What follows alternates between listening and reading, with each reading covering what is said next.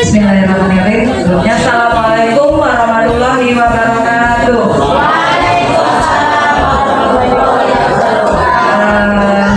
Yang terhormat Bapak Indra Indrianta MM selaku Kepala Sekolah SMP Negeri 15 Krui.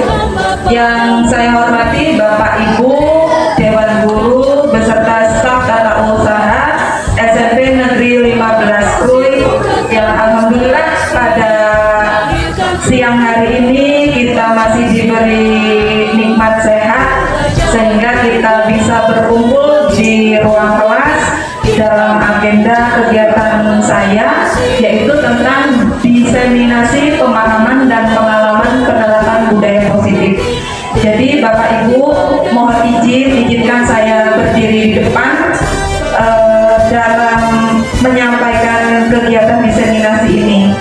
Jadi kegiatan ini sebelumnya saya sampaikan terlebih dahulu bahwa kegiatan ini merupakan salah satu tugas saya dalam kegiatan CGP calon guru penggerak angkatan 10, di mana di tugas tersebut saya disuruh menyampaikan atau berbagi praktik baik, berbagi pengalaman, berbagi materi yang sudah saya peroleh dari mulai saya awal mengikuti pendidikan guru penggerak sampai saat ini.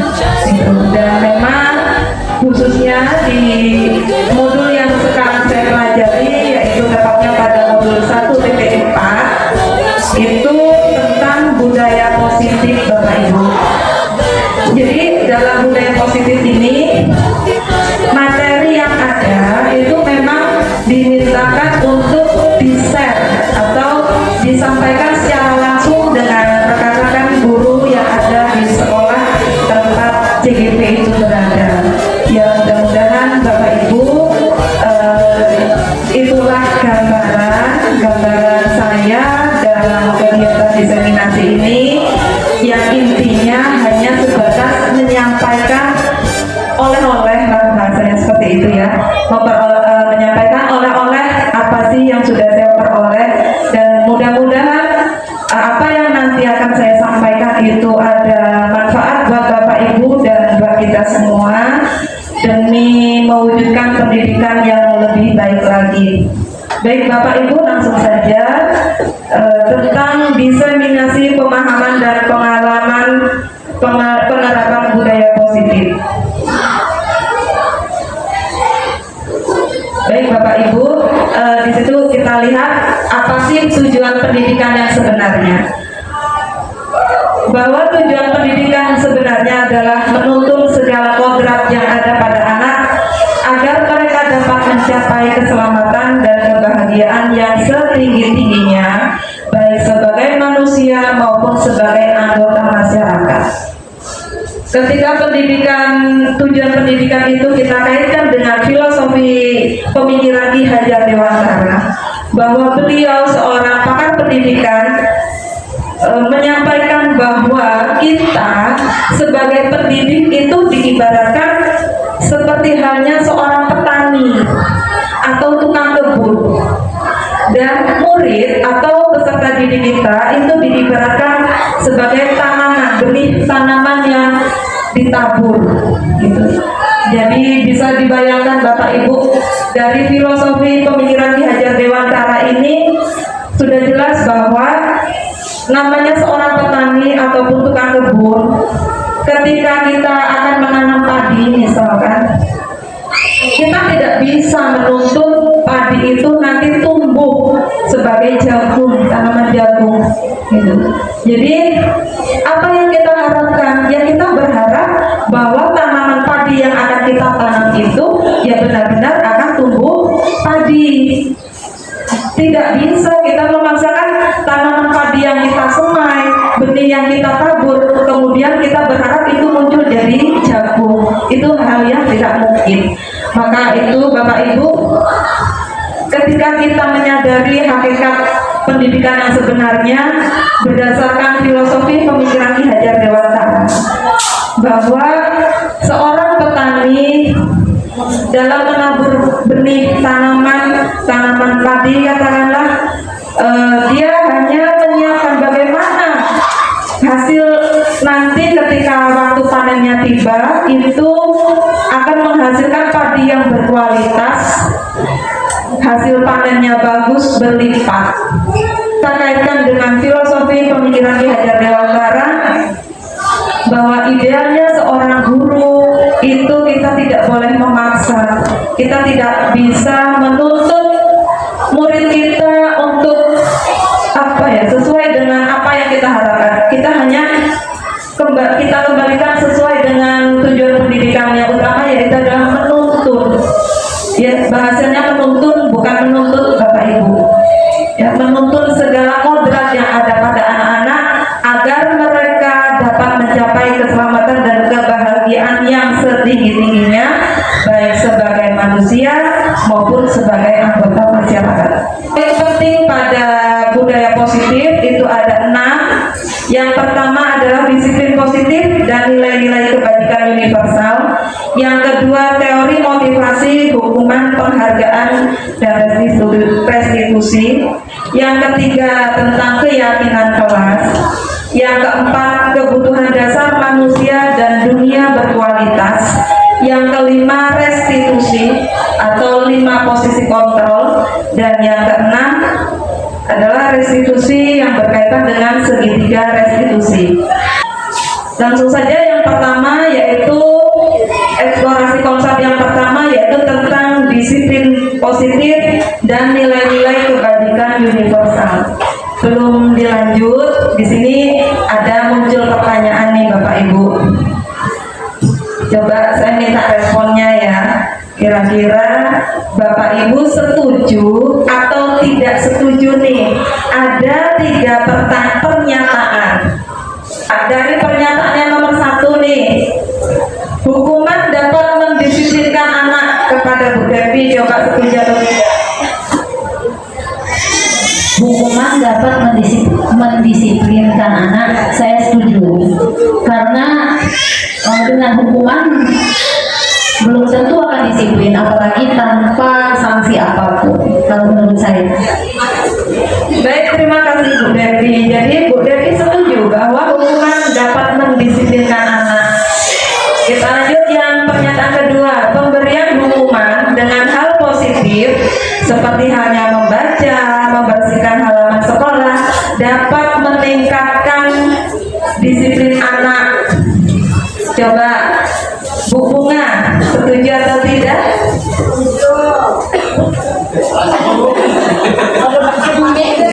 Membaca atau membersihkan halaman sekolah dapat meningkatkan disiplin anak. Setuju?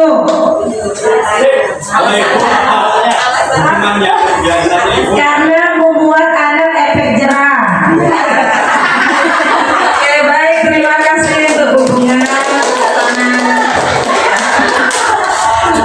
Ya, jadi dari Bu Bunga pendapat beliau setuju bahwa pemberian hukuman dengan hal positif seperti membaca atau membersihkan halaman sekolah dapat meningkatkan disiplin yang positif.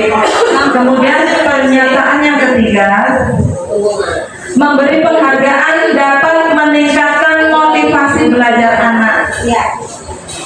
Memberi penghargaan dapat meningkatkan motivasi belajar anak. Coba Bu Betty, pendapatnya Bu Betty gimana?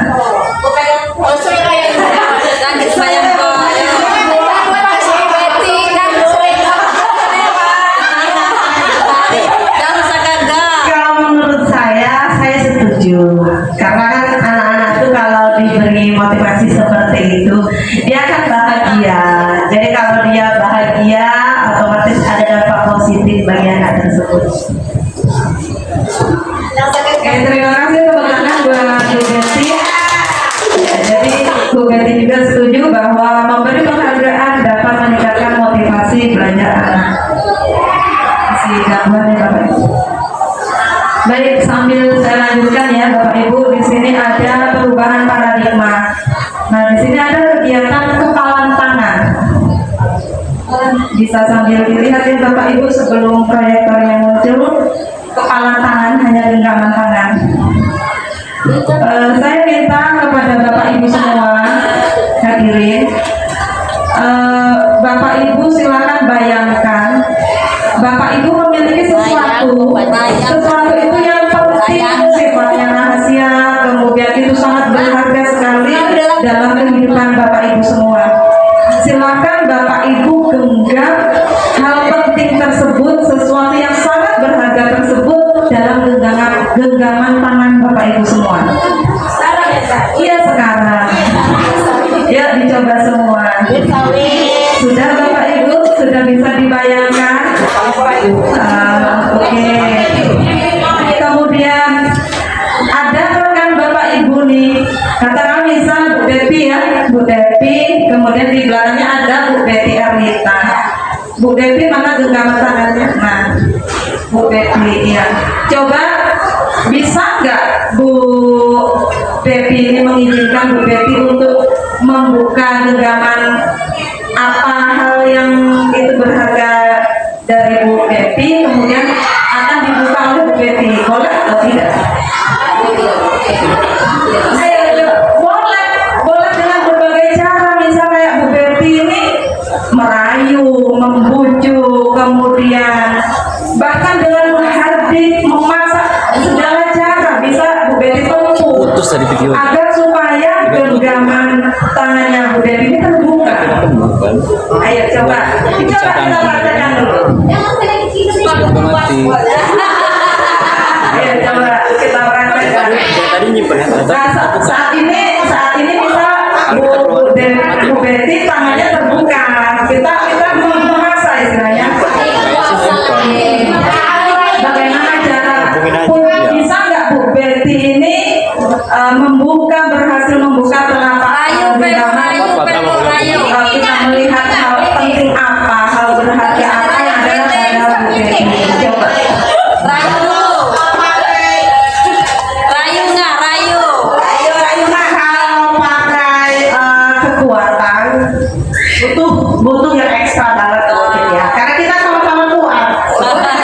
Ya, mungkin dengan rayuan mungkin Bu. Mungkin saya atau dengan cara saya bilang, waduh tangannya ada ulangnya. Saya udah kasih trennya barusan. Coba hasil nggak gitu Mas? Oh gitu ya. Coba. Nah, saya mau ngeramal di dalam tangannya itu bisa saya lihat garis tangannya 1 tahun ini bisa beli kebun berapa hektar.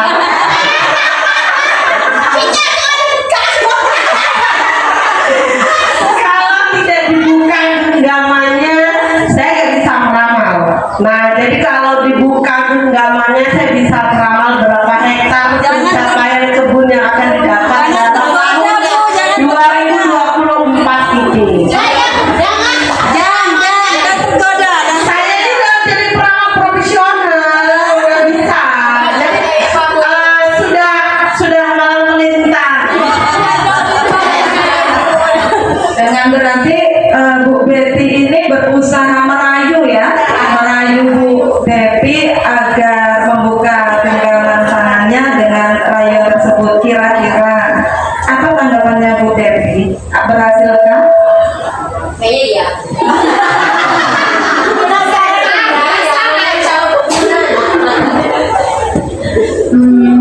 Kalau mau dipaksa oleh Bu Betty, pasti beliau berhasil kan. Jadi lebih baik sebelum dipaksa, ya udah berhasil lagi. Ya, berarti berhasil ya. Oke, baik. Kita lanjut dulu. Ya.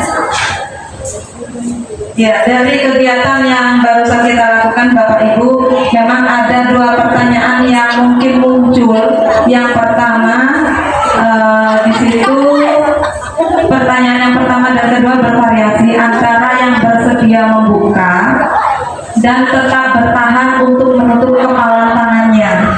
Kemudian pertanyaan yang ketiga, siapakah yang sesungguhnya memegang kontrol? Ya, yang menutup kepalan tangan atau yang berusaha dengan segala cara untuk membuka kepalan tangan rekannya. Nah, itu kan memang kemungkinan yang terjadi ya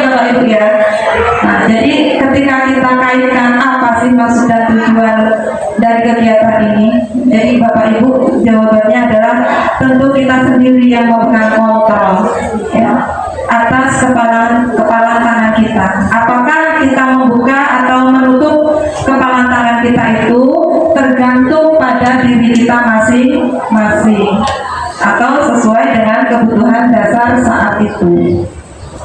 Ya, jadi seperti halnya Bu Devi dengan akhirnya entah itu terpaksa atau seperti apa membuka kepala tangannya gitu. Jadi yang memegang kendali kontrol adalah ada pada Bu Devi sendiri. Tetapi karena memang Bu Betty-nya pintar dengan segala cara dengan bujuk rayuan akhirnya berhasil. Ya, terima kasih Bapak Ibu. Ya, kita lanjut. Untuk ilusi guru mengontrol murid. Untuk kegiatan tadi ketika kita naikkan dengan kegiatan kita, posisi kita sebagai guru dalam mengontrol murid. Pada dasarnya kita tidak dapat memaksakan murid untuk berbuat sesuatu jikalau murid tersebut memilih untuk tidak melakukannya. Ya. Walaupun tampaknya guru sedang mengontrol perilaku murid, hal demikian terjadi karena murid sedang mengizinkan dirinya untuk dikontrol. Kemudian pada saat itu bentuk kontrol guru menjadi kebutuhan dasar yang dipilih murid tersebut. Nah, teori kontrol menyatakan bahwa semua perilaku memiliki tujuan, bahkan terhadap perilaku yang tidak sesuai. Jadi Bapak Ibu, ketika kegiatan tadi yang kita lakukan, kita kaitkan dengan posisi kita sebagai guru terhadap murid dalam kita mengontrol kegiatan murid. Sebenarnya kita ya sama halnya dengan antara Bu Devi dengan Bu Betty tadi ya.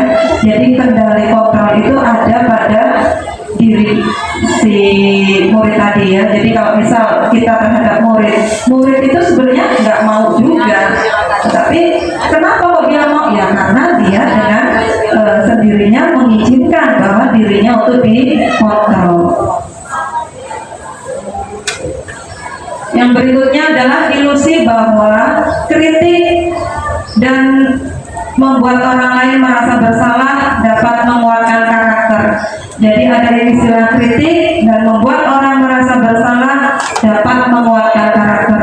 Bapak Ibu, dalam menggunakan kritik dan rasa bersalah untuk mengontrol murid itu pada dasarnya menuju identitas gagal. Ya, jadi biasanya yang saya lakukan, Bapak Ibu, selama ini saya masih menggunakan kritikan, bahkan saya sendiri masih menuntut siswa itu dalam posisi bersalah. Padahal kalau kita kaitkan dengan ilusi kritikan membuat orang merasa bersalah itu menuju pada identitas gagal. Ya, jadi itu memang kurang bagus untuk diteruskan.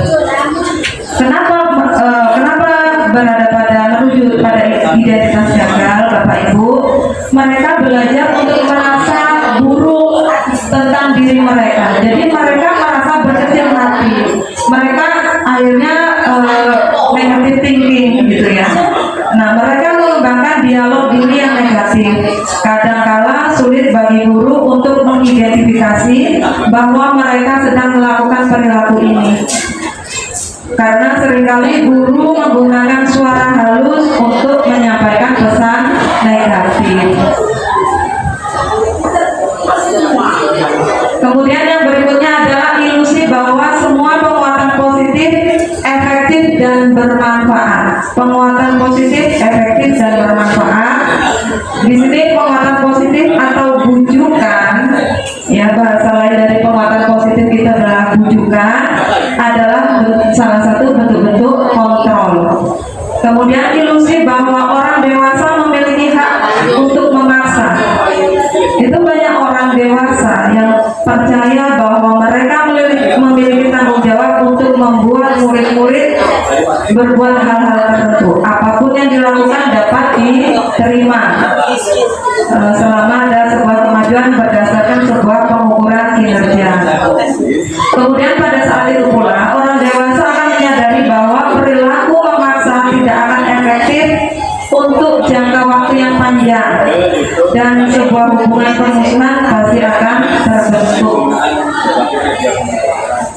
Ya Bapak Ibu, kita lanjut perubahan paradigma stimulus respon dan teori kontrol atau teori pilihan.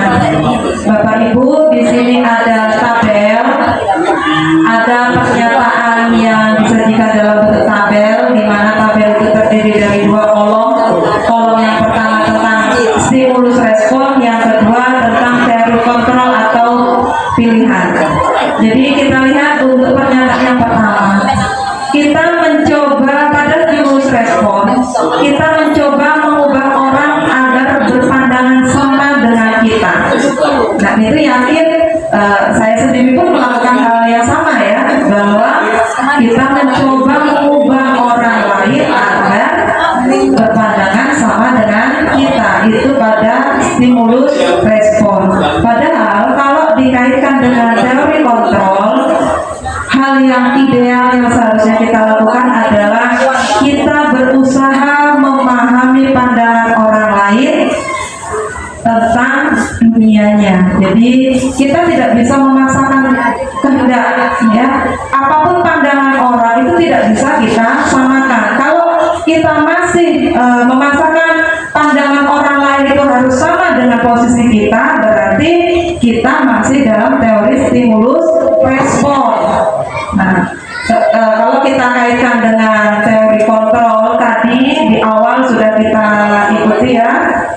Ya, Bapak Ibu sambil kalau haus boleh sambil minum. Kemudian ada pernyataan yang kedua, perilaku buruk dilihat sebagai suatu kesalahan. Benar atau salah Bapak Ibu? Benar ya, bahwa perilaku buruk itu dilihat sebagai suatu kesalahan. Apalagi ketika murid berlaku buruk, otomatis murid itu melakukan kesalahan. Padahal Bapak Ibu, ketika hal itu kita kaitkan dengan teori kontrol, idealnya bahwa semua perilaku memiliki tujuan. Jadi ketika kita mengetahui apa sih maksud tujuan anak murid tersebut melakukan hal itu, insya Allah tidak akan terjadi miskomunikasi. Artinya kita lebih sedikit memahami ketika dikaitkan dengan teori kontrol. Kemudian yang ketiga, orang lain bisa mengontrol saya. Bisa nggak Bapak Ibu? Orang lain bisa mengontrol saya. Bisa ya? Ya. Padahal hanya Anda sendiri yang bisa mengontrol diri Anda, gitu. Ya.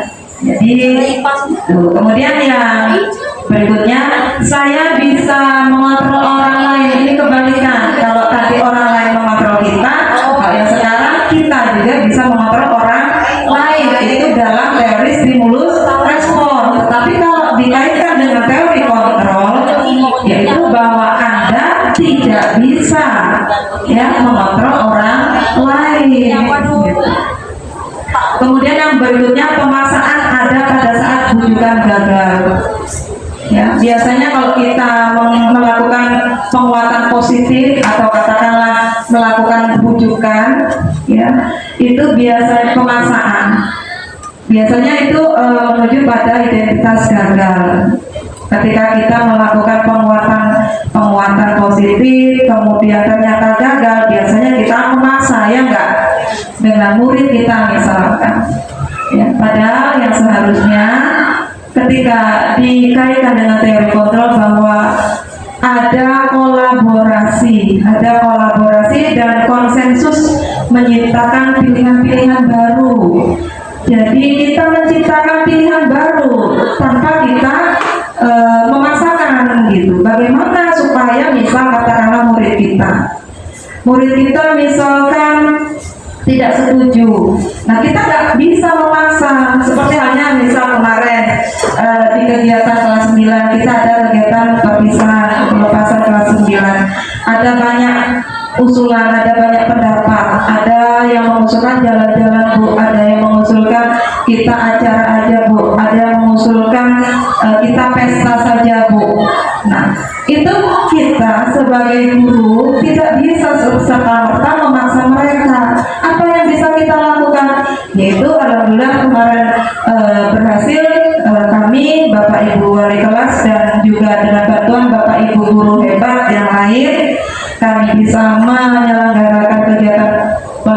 kelas 9 dengan cara sederhana dan alhamdulillah bisa berjalan lancar. Apa yang kami lakukan yaitu dengan kami berkolaborasi. Kami tidak bisa memaksakan anak untuk mengikuti apa yang kita inginkan. Jadi terjadinya kolaborasi antara kami sesama wali kelas 9, kemudian kami berkolaborasi juga dengan Bapak Ibu Wakil Kepala Sekolah. Ya, jadi alhamdulillah menciptakan pilihan-pilihan baru. Ini. Yang terakhir adalah model berpikir menang kalah. Jadi pada stimulus respon bahwa pola berpikirnya itu kalau nggak menang ya kalah gitu. Padahal pada teori kontrol atau teori pilihan, pola berpikir kita adalah menang dan menang gitu. Jadi ya usahakan jangan sampai kita kalah. Ya Bapak Ibu, pada poin inti pada budaya positif ini adalah ada disiplin positif. Disiplin positif ini berkaitan dengan teori kontrol atau teori pilihan yang disampaikan oleh Dr. William Glasser. Ya, beliau menyampaikan ada empat item. Yang pertama, Anda tidak bisa mengontrol orang lain, hanya Anda yang bisa mengontrol diri Anda sendiri. Itu pernyataan yang pertama. Yang kedua, semua perilaku pasti memiliki tujuan. Kemudian teori kontrol yang ketiga, bahwa model berpikir menang dan berkolaborasi dan konsensus menciptakan pilihan-pilihan baru. Dan yang terakhir adalah realitas kebudayaan kita berbeda, ya, bahwa kita berusaha memahami pandangan orang lain tentang dunia dan setiap orang memiliki gambaran yang berbeda. Ya, jadi Bapak Ibu, saya sendiri merasakan bahwa pada teori kontrol ini insya Allah itu ideal kalau kita terapkan, ya, ketika kita benar-benar bisa memahami apa yang disampaikan oleh Dr. William Glasser ini berkaitan dengan teori kontrol, kita terapkan secara pelan-pelan bahwa kita harus lebih bisa memahami orang lain, kita tidak bisa memaksakan orang lain. Gitu. Ketika misalkan penguatannya itu tidak berhasil, kita tidak bisa melakukan pemaksaan, ya. Yang bisa kita lakukan adalah dengan mengontrol diri atau kita memberi pilihan-pilihan yang lain. Kemudian Bapak Ibu, makna disiplin, belajar kontrol diri dengan menggali potensi kita agar tercapai tujuan mulia, yaitu sesuatu menjadi seseorang yang kita inginkan berdasarkan nilai-nilai yang kita harapkan. Kemudian semua perilaku memiliki tujuan. Itu dikaitkan dengan teori motivasi, bahwa pada teori motivasi ini ada dua motivasi yang ada pada diri kita. Yang pertama adalah motivasi eksternal, yaitu motivasi berasal dari luar diri kita, dan motivasi internal. Kemudian motivasi intrinsik, yaitu motivasi yang ada pada diri kita. Ya, jadi pada motivasi ekstrinsik, ya, biasanya kita melakukan sesuatu itu ada yang melatar belakangi. Yang pertama, yaitu biasanya kita melakukan itu untuk menghindari hukuman. Yang kedua, untuk mendapatkan imbalan. Itu motivasi eksternal atau motivasi ekstrinsik. Kemudian untuk menghargai diri sendiri.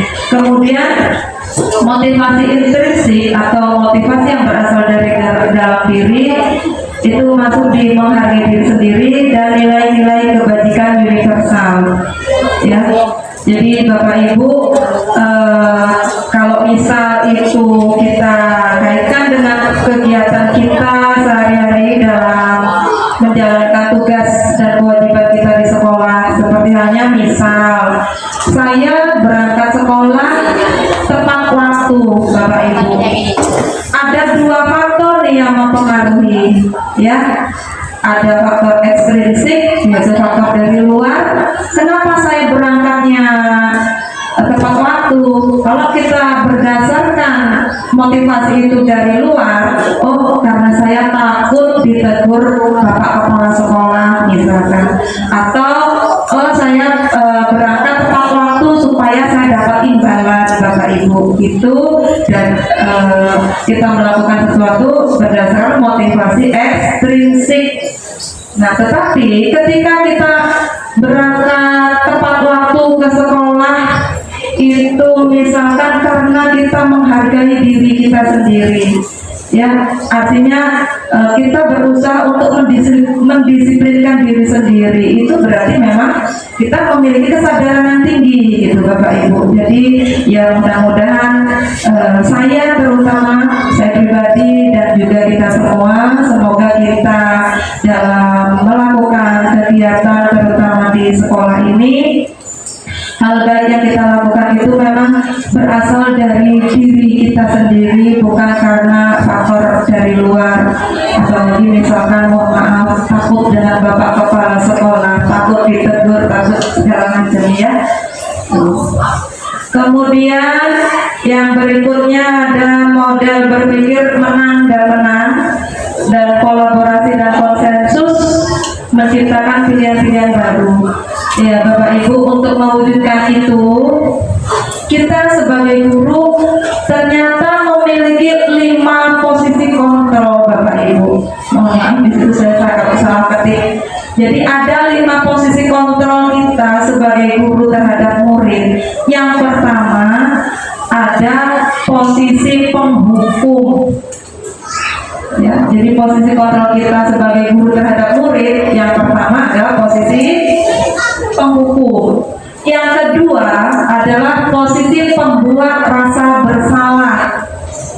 Yang ketiga adalah kita memposisikan diri sebagai teman. Dan yang keempat adalah kita memposisikan diri kita sebagai pemantau. Dan yang terakhir, posisi kontrol yang terakhir adalah sebagai manajer. Bapak Ibu,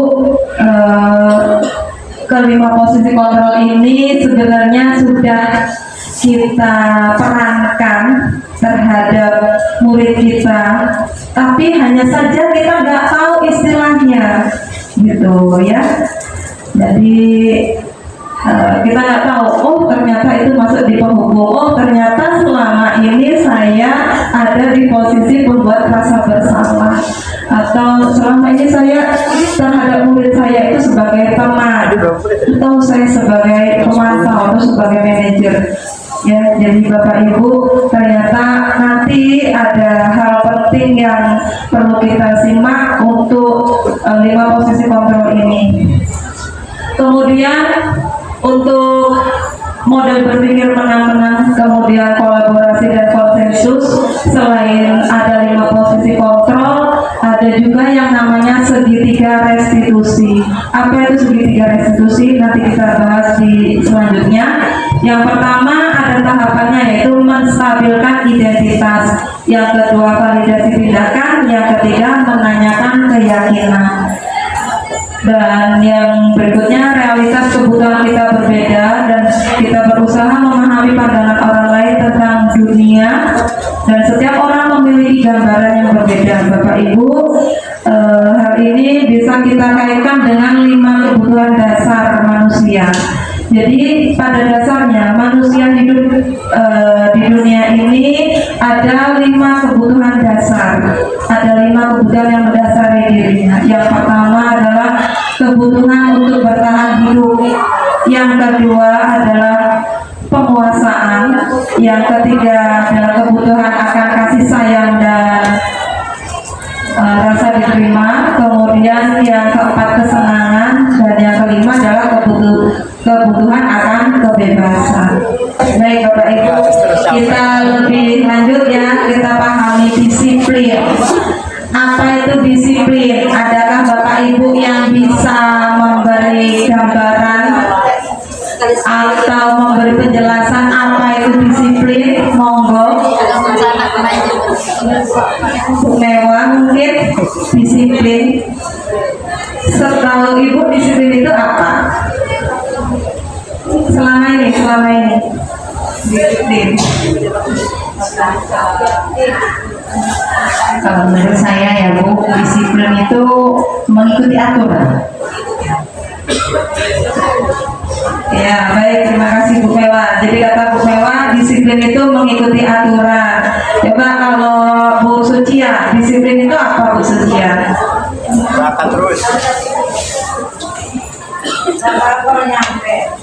Dirimu. Disiplin itu tidak sama kayak kata Bu Mewah tadi, taat aturan. Terus saat ini yang di ini ya konteksnya positif. Jadi disiplin itu ya membangun karakter kita menjadi lebih baik. Ya, terima kasih Bu Sucia dan Bu Mewah. Itu tadi beliau berdua sudah menyampaikan apa itu arti disiplin. Jadi Bapak Ibu, disiplin itu berasal dari bahasa Latin disiplina, yang artinya adalah belajar, ya, belajar. Kemudian makna dari asal kata ini berkonotasi dengan disiplin diri dari murid-murid itu berdasarkan Socrates dan Plato. Kemudian disiplin diri membuat orang menggali potensinya menuju sebuah tujuan apa yang dia hargai. Namun dalam budaya kita makna kata disiplin telah berubah menjadi sesuatu yang dilakukan seseorang pada orang lain untuk mendapatkan kepatuhan. Kemudian kecenderungan umum adalah menghubungkan kata disiplin dengan ketidaknyamanan, bukan dengan apa yang kita hargai atau pencapaian suatu tujuan mulia. Jadi Bapak Ibu, memang selama ini kita berpikir bahwa disiplin itu identik dengan hal yang tidak mengenakan, ya kan? Misal disiplin waktu, kita masuk misalkan jam 7.30, memang harus betul mau berangkat pagi itu banyak sekali, apalagi yang ibu-ibu ini harus mengurus anak di rumah, mempersiapkan bekal anak di rumah segala macam, ya. Jadi memang disiplin itu seolah-olah identik dengan hal yang tidak mengenakan. Padahal kalau kita kembalikan pada arti yang sesungguhnya, disiplin itu adalah belajar. Baik Bapak Ibu, nilai-nilai kebajikan universal. Nilai-nilai kebajikan adalah sifat-sifat positif manusia yang merupakan tujuan mulia yang ingin dicapai setiap individu. Nilai-nilai tersebut bersifat universal dan lintas bahasa, suku, agama, maupun latar belakang. Setiap perilaku atau perbuatan memiliki tujuan. Itu berdasarkan yang disampaikan oleh Dr. William Deser pada teori vokal, yaitu pada tahun 1984. Kemudian dengan mengaitkan nilai-nilai kebajikan yang diyakini seseorang, maka motivasi intrinsik akan tergugah dengan sendirinya, sehingga dapat menggerakkan motivasi dari dalam untuk dapat mencapai tujuan mulia yang diinginkan. Itu sesuai dengan pendapat Dian Gosen tahun 1998. Kemudian nilai-nilai kebajikan yang ingin dicapai oleh setiap anak Indonesia, yaitu yang kita kenal dengan profil pelajar Pancasila. Ada berapa nilai Bapak Ibu pada profil pelajar Pancasila? Ayo, ada berapa? Ada berapa Bu Nurul? Iya benar, ada 6. Ya. Iya, di sini sudah ada. Yang pertama yaitu beriman, bertakwa kepada Tuhan Yang Maha Esa dan berakhlak mulia. Itu nilai profil Pancasila yang pertama. Yang kedua adalah mandiri. Ya. Yang ketiga adalah bernalar kritis. Yang keempat berkebinekaan global. Yang kelima, bergotong royong, dan yang keenam adalah kreatif. Jadi itulah nilai-nilai kebajikan universal ketika dikaitkan dengan profil pelajar Pancasila. Baik Bapak Ibu, yang kedua teori eksplorasi konsep yang kedua yaitu teori motivasi, hukuman, dan penghargaan serta retribusi. Ya tadi sudah bahwa manusia itu melakukan berperilaku ada dua motivasi yang mendasari, yaitu motivasi ekstrinsik dan motivasi intrinsik. Itu tadi sudah ya Bapak Ibu, kita lanjut. Nah, berikutnya merdeka. Apa itu merdeka Bapak Ibu? Bebas. Bebas. Ya. Ada lagi selain kata bebas dari merdeka? Lepas. Iya, bebas lepas. Long. Tegar. Kita bebas mengekspresikan apapun gitu ya. Oke, baik. Jadi, ya. Bunga, katanya suami ngasih uang ibu suruh Lanjut. Berkaitan merdeka tadi. Kita Bapak contohnya suami memberi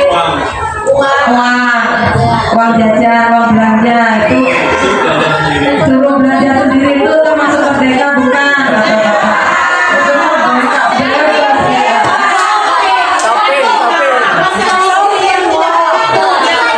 Bayar sopir kan Bu. Pilih uangnya betul atau begitu? Kalau cuma sedikitnya nggak bebas ya dia. Oke, kita kembali. Yuk, kembali fokus Bapak Ibu. Merdeka. Menurut Ki Hajar Dewantara, apa itu merdeka? Ternyata merdeka itu artinya tidak hanya terlepas dari perintah, akan tetapi juga cakap buat memerintah diri sendiri. Jadi kita tidak hanya diperintah, tapi kita juga bisa memerintah diri sendiri. Itulah hakikat merdeka yang sesungguhnya berdasarkan Ki Hajar Dewantara. Ya Bapak Ibu, berikutnya ada dihukum oleh penghargaan. Tadi di awal bahwa ada hukuman oleh penghargaan ya. Ya tadi di awal kan ada pernyataan bahwa penghargaan itu apa tadi bisa memotivasi lah ya. Padahal yang sebenarnya terjadi bahwa penghargaan berlaku sama dengan hukuman. Jadi Bapak Ibu, ternyata penghargaan itu posisinya sama dengan hukuman. Kok bisa? Dalam arti meminta atau membujuk seseorang melakukan sesuatu untuk memenuhi suatu tujuan tertentu dari orang lain. Yang meminta atau membujuk dorongannya eksternal dan akan ada faktor ketergantungan. Beberapa dampak dari pemberian penghargaan itu ada dalam jangka panjang maupun jangka pendek. Jadi Bapak Ibu, yang tadi di awal memang rata-rata dari kita memang setuju ya bahwa penghargaan itu patut kita berikan ya. Padahal ternyata Bapak Ibu, penghargaan itu akan berdampak dalam jangka pendek maupun jangka panjang. Apa dampaknya? Bahwa ternyata penghargaan itu mengurangi ketepatan ya. Kemudian penghargaan itu merusak hubungan. Kemudian penghargaan itu menghukum. Kemudian penghargaan tidak efektif. Kok bisa? Nah di sini misalkan penghargaan mengurangi ketepatan. Misal katakanlah ada pada saat pembagian rapor, misal kita memberi penghargaan kan ya Bapak Ibu kepada siswa yang berprestasi atau memiliki peringkat 3 besar katakanlah di kelas. Nah Padahal ternyata ketika kita menyadari bahwa ternyata penghargaan itu berdampak mengurangi ketepatan. Biasanya anak-anak yang sudah memperoleh peringkat 3 besar di kelas, ketika pada saat pelaksanaan semester mengisi atau mengerjakan soal-soal semester, biasanya hasilnya pasti kecil, ya nggak Bapak Ibu? Kalau di saya pribadi untuk matematika memang anak-anak yang pintar itu justru ketika semester itu nilainya kecil dan sebaliknya gitu. Nah, karena ternyata merupakan dampak dari adanya penghargaan. Kemudian penghargaan kok bisa merusak hubungan? Sudah jelas bahwa penghargaan otomatis merusak hubungan. Misal ketika kita di kelas itu ada siswa yang berprestasi atau katakanlah siswa yang memiliki tingkat kemampuan lebih dibanding temannya yang lain. Nah, di situ otomatis kan kita mau nggak mau tetap cenderung dengan anak tersebut kan. Nah, ternyata Bapak Ibu perlu kita sadari bahwa untuk murid yang tidak ada pada posisi tersebut, katakanlah murid yang dengan kemampuan biasa, mereka merasa berkecil hati, mereka merasa kok seperti ini ya, atau katakanlah dengan tanda kutip mereka iri gitu ya. Nah, maka terjadilah hubungan yang tidak baik. Maka itu ternyata penghargaan itu dapat merusak hubungan. Kemudian penghargaan itu menghukum.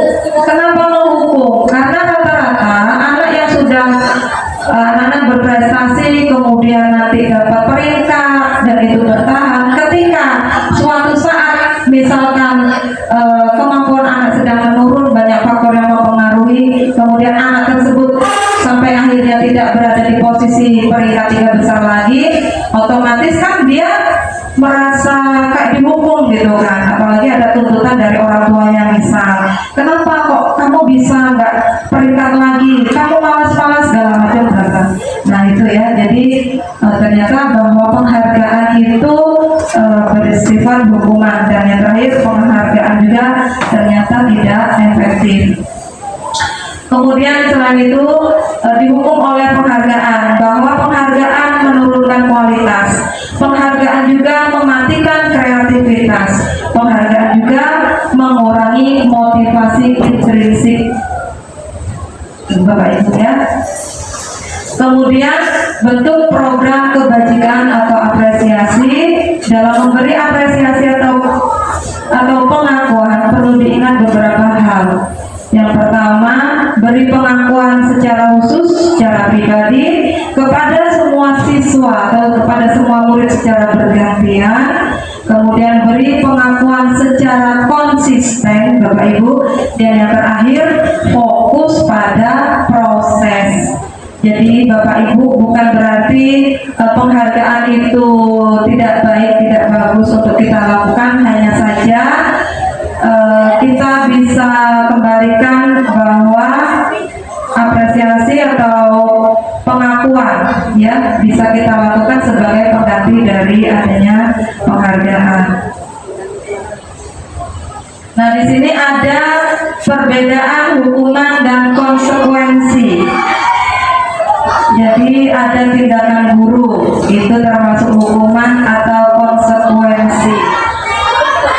Nih Bapak Ibu, di sini ada tabel tentang perbedaan hukuman dan konsekuensi. Bisa dilihat Bapak Ibu, ada beberapa pernyataan di situ. Yang pertama, mencatat 100 kali di dalam buku kalimat, di dalam buku kalimatnya saya tidak akan terlambat lagi karena terlambat ke sekolah.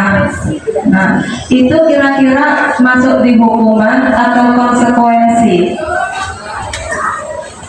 Ayo Bapak Ibu, pernah kan kita misalkan dengan murid, silakan kamu tulis saya tidak akan terlambat datang ke sekolah 100 kali di buku tulismu. Pernah nggak Bapak Ibu? Nah, itu kira-kira masuk hukuman atau masuk dalam kategori konsekuensi? Hukuman. Oke, yang berikutnya lari mengelilingi lapangan basket 2 kali karena terlambat hadir di sekolah. Hukuman atau konsekuensi? Hukuman. Oke, yang berikutnya murid diminta untuk push up 15 kali karena tidak menggunakan masker ke sekolah. Ini misalkan diterapkan pada saat COVID kemarin ya. Ada anak nggak pakai masker kemudian disuruh push up 15 kali. Hukuman. Oke, yang berikutnya menggantikan kertas tugas teman yang telah dicoret-coret. Konsekuensi. Oke. Kemudian yang berikutnya membersihkan tumpahan air di meja tulis karena tersenggol pada saat belajar. Konsekuensi. Berikutnya murid disuruh untuk mengenakan sepatu seharian di sekolah karena tidak mengenakan sepatu hitam misalkan.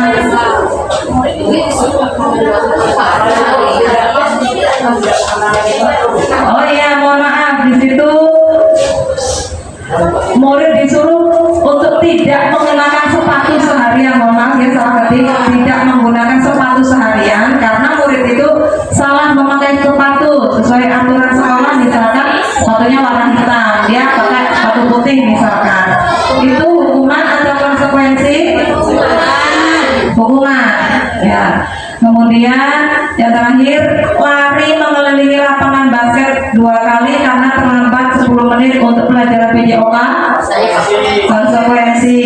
Baik, kita cek Bapak Ibu, apakah jawaban Bapak Ibu benar?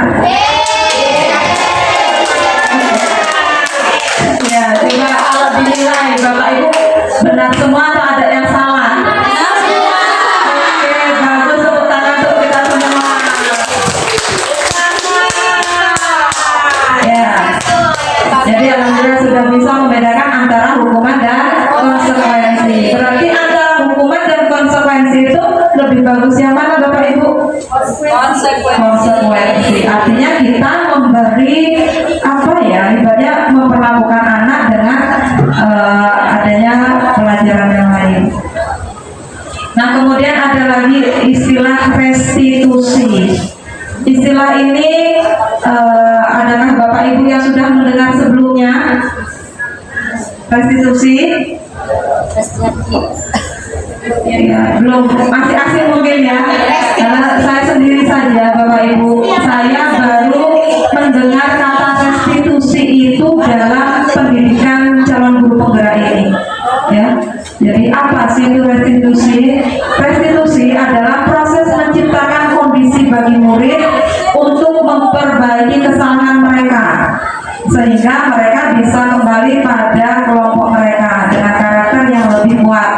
Restitusi juga merupakan proses kolaboratif yang mengajarkan murid untuk mencari solusi untuk masalah mereka dan membantu murid berpikir tentang orang seperti apa yang mereka ingin tuju atau ingin menjadi orang seperti apa dengan tujuan yang mulia dan bagaimana mereka harus memperlakukan orang lain.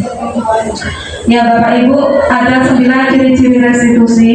Yang pertama, restitusi itu bukan untuk menebus kesalahan, namun adanya restitusi itu untuk belajar dari kesalahan.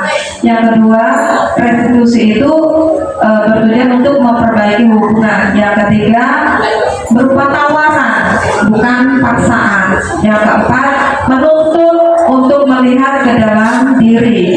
Yang kelima, restitusi mencari kebutuhan dasar yang mendasari tindakan. Yang keenam adalah cara yang paling baik. Kemudian yang berikutnya, restitusi itu fokus pada karakter, bukan tindakan. Kemudian yang kedelapan, fokus pada solusi.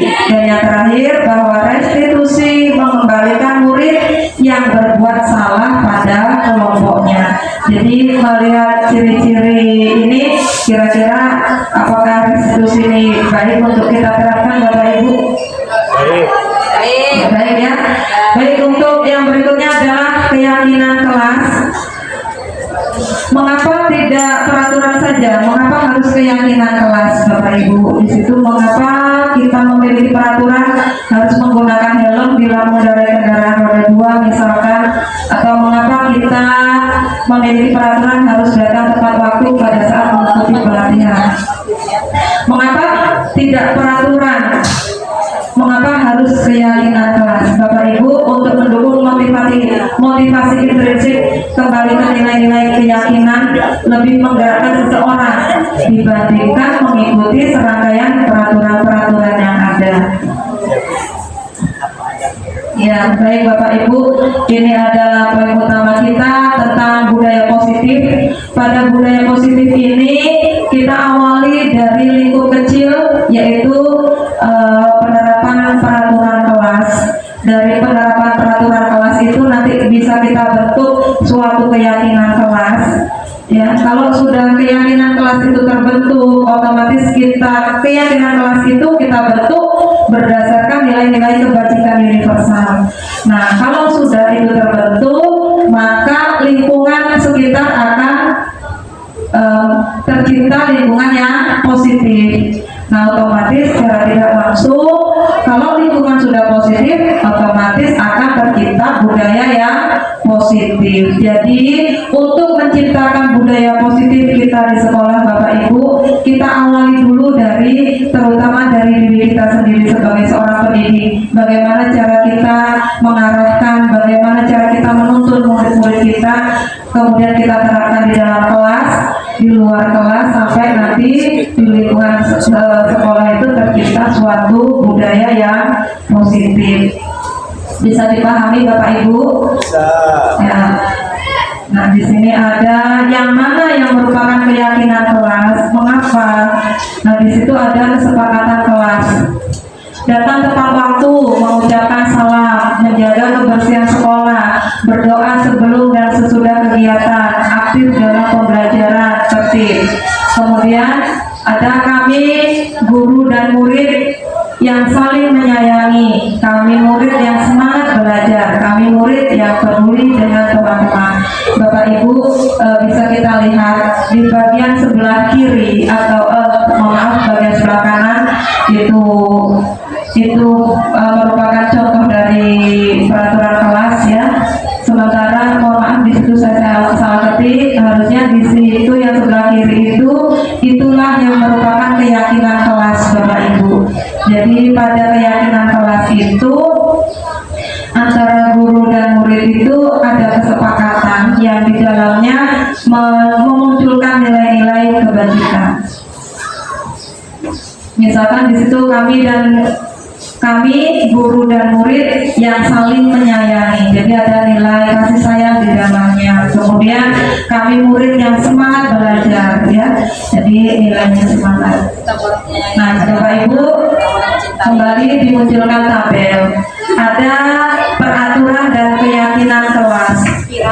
Peraturan di situ selalu kembalikan buku ke tempatnya, kemudian dilarang mengganggu orang lain, kemudian hadir di sekolah 15 menit sebelum pembelajaran dimulai, dilarang melakukan kekerasan, dilarang menggunakan narkoba, bergantian atau menunggu giliran, gunakan masker, jangan berlari di kelas atau di koridor. Baik Bapak Ibu, itu berupa peraturan. Bagaimana peraturan itu kalau misal kita ubah dalam bentuk keyakinan kelas? Nah, seperti ini Bapak Ibu. Jadi peraturan yang pertama selalu kembalikan buku ke tempatnya. Jadi keyakinan kelasnya yaitu akan memunculkan nilai kebajikan, yaitu tanggung jawab. Kemudian dilarang mengganggu orang lain. Keyakinan kelasnya apa? Menghormati orang lain. Kemudian hadir 15 menit sebelum pembelajaran dimulai. Itu keyakinan kelasnya apa? Iya, disiplin dan berkomitmen. Kemudian dilarang melakukan kekerasan, yaitu nilai keyakinan kelasnya adalah keselamatan dan menghormati orang lain. Dilarang menggunakan narkoba, itu untuk kesehatan. Yang berikutnya bergantian atau menunggu giliran, menghormati orang lain dan bersabar. Kemudian gunakan masker, itu kesehatan. Dan yang terakhir jangan berlari di kelas atau koridor itu keyakinan kelasnya adalah untuk keselamatan dan keamanan. Jadi Bapak Ibu di sini bisa kita simpulkan bahwa peraturan itu apa ya, terkesan saklek gitu ya, bahasanya ya seperti itu. Ketika kita perhalus dengan keyakinan kelas, adanya keyakinan kelas, ada nilai-nilai kebajikan yang terkandung di dalamnya. Nah, di sini Bapak Ibu, penerapan kesepakatan kelas, keyakinan kelas 9A. Yang pertama, bekerja sama menjaga kebersihan kelas. Yang berikutnya, menjaga dan meletakkan barang-barang sesuai tempatnya. Yang berikutnya, mengerjakan tugas tepat waktu. Saling peduli, menghargai dan membantu satu sama lain tepat waktu dan aktif di kelas. Itu contoh penerapan keyakinan kelas 9A. Yang keempat adalah kebutuhan dasar manusia. Tadi di awal sudah disinggung Bapak Ibu bahwa kebutuhan dasar manusia itu secara garis besar ada berapa? Masih ingat nggak Bapak Ibu? Kebutuhan dasar manusia? 5. Iya, ada 5. Yang pertama adalah kebutuhan bertahan hidup atau survival. Kemudian yang kedua, kebutuhan akan kasih sayang dan rasa diterima atau love and belonging. Kemudian yang ketiga, kebutuhan akan kesenangan atau fun. Yang keempat adalah kebutuhan penguasaan atau power. Yang terakhir adalah kebutuhan kebebasan. Baik Bapak Ibu, dari kelima kebutuhan dasar ini, bagaimana jika kebutuhan itu tidak kita penuhi, tidak terpenuhi, atau misal dalam diri kita hanya terpenuhi 3 kebutuhan saja misalkan, apa yang terjadi kira-kira Bapak Ibu? Ya, jadi di situ kebutuhan dasar manusia yaitu ada bagaimana cara yang dilakukan manusia dalam memenuhi kebutuhan dasar tersebut. Apa yang terjadi jika kebutuhan dasar manusia tidak terpenuhi? Ayo, di situ ada pertanyaan Bapak Ibu, ada 2 pertanyaan. Ada yang bersedia menjawab pertanyaan nomor 1, nomor 2 Bapak Ibu. Bagaimana cara yang dilakukan manusia dalam memenuhi kebutuhan dasar tersebut? Ayo silakan Bu Betty. Oke. Bekerja keras, Berusaha dan bekerja keras supaya tercapai apa yang diharapkan. Amin. Ya. Dari Borong. boleh. Borong.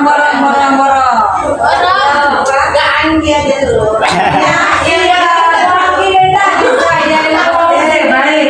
Pertanyaan pertama, bagaimana cara yang dilakukan manusia dalam memenuhi kebutuhan dasar tersebut? Kalau tadi kata Bu Betty, bekerja keras, ya Bu. Kemudian yang kedua Bu Anggi, Nggak nyampe Bu, nggak nyampe. nggak nyampe ya. Oke.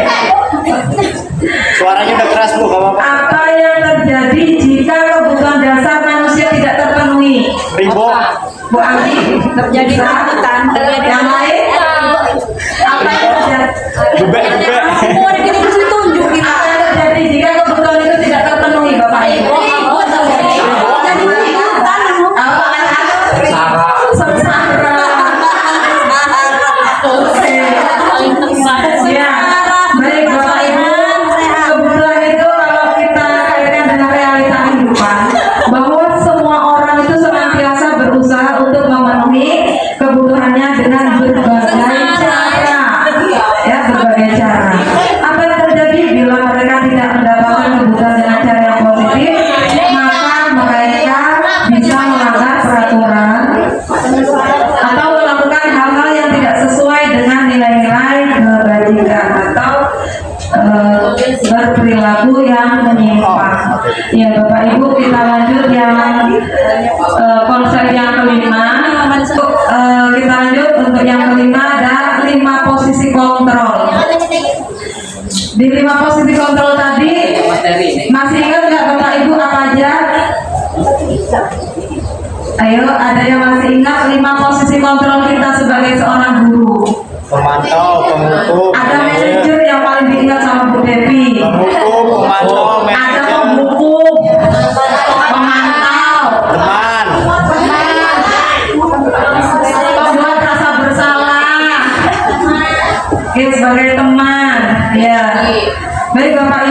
berdasarkan 5 posisi kontrol itu ada seorang tokoh bernama Dan Gosen dalam bukunya yaitu Restructuring School Discipline 1998 mengemukakan bahwa guru perlu meninjau kembali penerapan disiplin di dalam ruang-ruang kelas mereka selama ini. Ya Bapak Ibu, apakah telah efektif? Apakah berpusat pada murid, memerdekakan dan memandirikan murid? Bagaimana dan mengapa? Melalui serangkaian riset dan berdasarkan pada teori kontrol Dr. William Glasser, Gosen berkesimpulan ada 5 posisi kontrol yang diterapkan seorang guru, orang tua ataupun atasan dalam melakukan kontrol. Kelimanya tadi meliputi yang pertama sebagai penghukum, yang kedua membuat rasa bersalah, yang ketiga teman, yang keempat pemantau, dan yang terakhir adalah manajer. Bapak Ibu bisa terbaca enggak? Jadi gambaran kelima posisi kontrol itu kalau kita jabarkan ya, pada posisi penghukum apa yang dilakukan, kemudian di situ tampak membuat rasa bersalah itu kata-katanya seperti apa, kemudian pemantau sebagai teman, kemudian sebagai pemantau sebagai manajer. Jadi itu gambaran ya. Jadi sebagai contoh saja Bapak Ibu, saya ambilkan posisi kontrol sebagai penghukum. Guru berbuat menghardik, menunjuk-nunjuk, menyakiti dan menyindir, itu ya, itu ciri guru penghukum. Kemudian guru berkata, kalau kamu tidak melakukannya, awas ya, rasakan. Nah itu cirinya.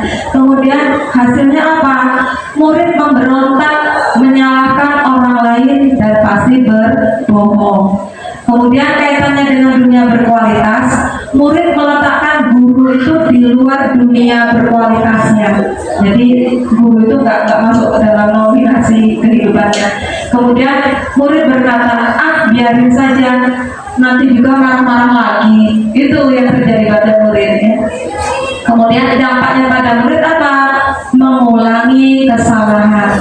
Jadi itu Bapak Ibu, posisi kontrol kita sebagai penghukum itu gambarannya seperti itu. Nah saat ini saya pribadi, saya pernah berada dalam posisi kontrol sebagai penghukum ya. Jadi saya marah-marah ketika itu, kemudian pokoknya nggak bagus lah. Bahkan saya juga pernah berada pada posisi pembuat rasa bersalah. Pembuat rasa bersalah ini hampir kebalikannya dengan penghukum. Dia lebih halus, bahasa yang disampaikan juga lebih pelan. Kalau yang pembuat penghukum itu marah-marah, teriak-teriak. Kalau yang pembuat rasa bersalah ini cenderung bahasa yang digunakan lebih halus. Misalkan berceramah dan mengatakan seharusnya, ya di situ ibu kecewa sama kita cek apa yang sudah kita lakukan selama ini, posisi kontrol yang mana yang sudah kita terapkan gitu.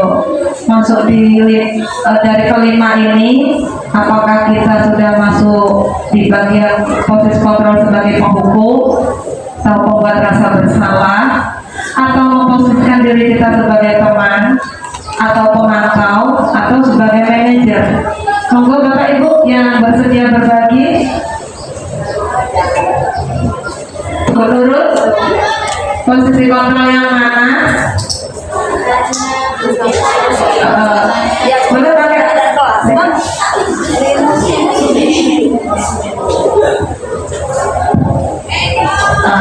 karena kalau saya kan basic pendidikannya guru bimbingan konseling Mbak, jadi kebanyakan yang sudah saya terapkan itu sebagai teman. Karena memang sampai kadang rekan-rekan guru bilang guru BK-nya lembek banget katanya gitu, karena memang saya lebih ke dengerin kamu kenapa nah iya ini terus, tapi jadinya jatuhnya memang lemah di sayanya gitu, karena kita kan sebagai teman jadi lebih banyak ke permisif Jadi kalau misalnya melakukan mau misalnya mau masuk ke anaknya itu jadi kayak lebih permisif karena kita tuh teman jatuhnya gitu. Memang itu harus banyak diperbaiki. Lebih ke teman sih mbak gitu. Kalau dari tapi memang yang dibilang ibu-ibu yang lain juga benar. Memang situasi dan kondisi yang lain juga pernah dilakukan. Kalau misalnya ternyata sikonnya kita harus menghukum, ya kita lakukan kita sebagai menghukum. Tapi kalau sikonnya kita harus memanajernya, kita lakukan itu. Cuman paling banyak saya melakukan sebagai teman. Ya baik, terima kasih, tepuk tangan dulu buat Bu Nurul. Ya, jadi kalau Bu Nurul karena beliau basicnya adalah bimbingan dan konseling, posisi kontrol yang diterapkan adalah sebagai teman. Baik, kalau saya Bapak Ibu, kalau saya itu sering identiknya itu membuat rasa bersalah. Jadi memang saya itu nggak yang tipe mau marah-marah apalagi teriak-teriak itu nggak mau, capek gitu. Kadang bisa tenggorokan ini sakit banget kalau sampai ngomong harus teriak-teriak. Ya jadi biasanya yang saya lakukan itu ternyata saya berada di posisi kontrol sebagai pembuat rasa bersalah Bapak Ibu. Ya. Nah, jadi memang bahasa yang digunakan lebih halus. Ya Bapak Ibu, mari kita simak 5 posisi kontrol yang ada di video ini.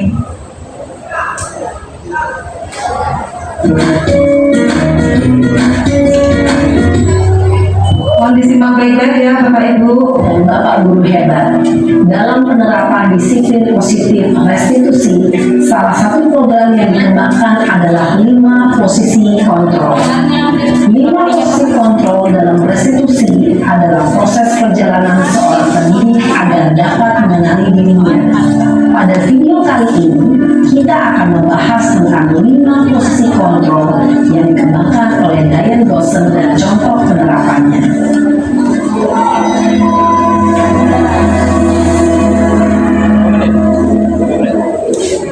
Lima posisi kontrol adalah 1.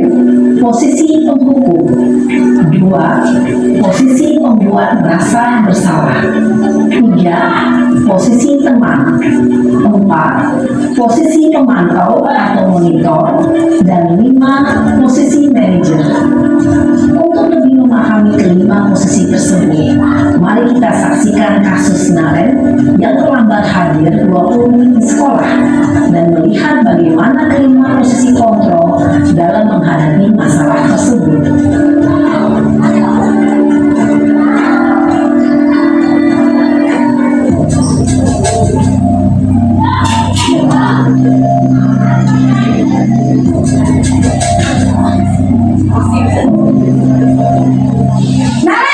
Woi, kenapa?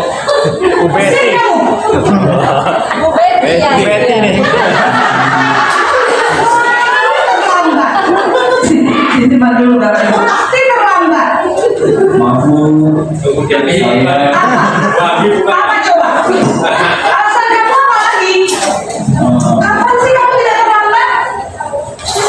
Malas sekali ya kamu jadi anak. saya Dasar pemalas. Dasar kapok sih kamu. Sudah berapa kali terlambat? Sana. Ini lapangan basket 2 kali.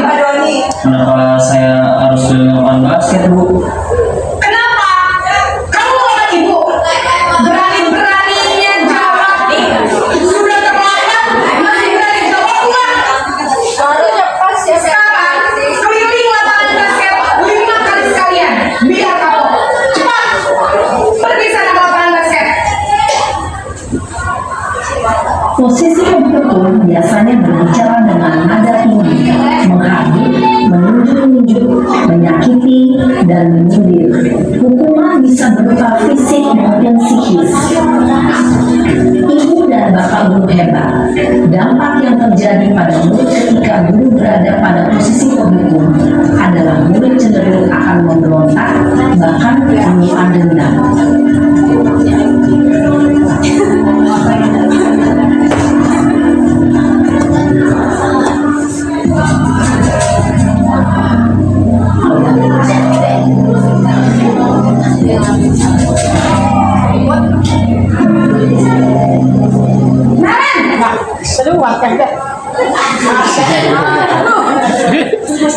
Selamat pagi, Bu.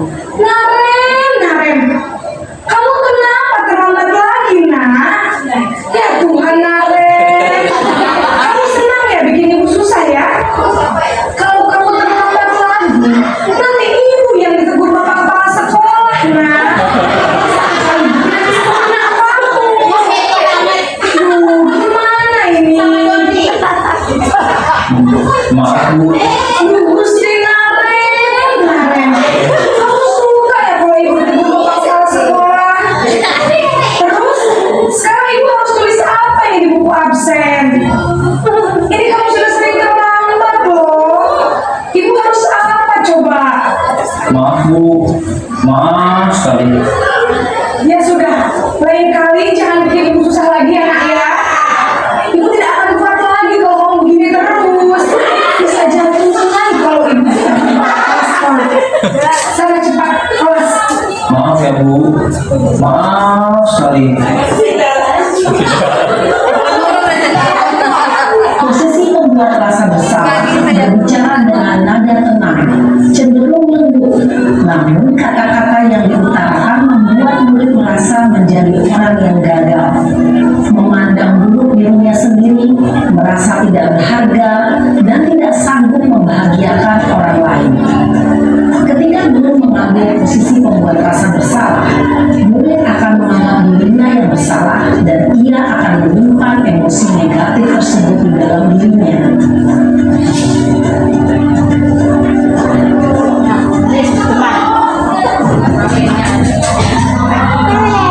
Pelan terus.